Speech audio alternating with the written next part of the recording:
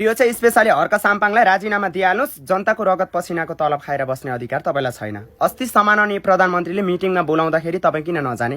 धरानमा खानेपानीको समस्या छ, धरानमा त्यत्र व्यथिति छ, त्यहाँनिर प्रधानमन्त्रीसँग कुरा राखेर बजेट कसरी ल्याउने भनेर कुरा राख्न त कता कता उल्टो आफ्नो पर्सनल एबी बालेन शाह प्रधानमन्त्री भएको जोलस भएर तपाईँ नजान मिल्छ? यस्तो गर्न मिल्छ हर्क साम्पाङज्यू? राजीनामा दिइहाल्नुहोस्। तपाईँलाई धरानका जनताहरू तपाईँ सचेत हुनुहोस् है। राई भएकै कारणले गलतलाई पनि सपोर्ट गरेर नहिँड्नुहोस् है। धेरै जातिवादीमा जानुहुन्न हामीहरू। भोलिका दिनमा बालेन शाह सुदन गुरुङ जस्ताले गलत गर्नुभयो भने हामी खबरदारी गर्छौँ है।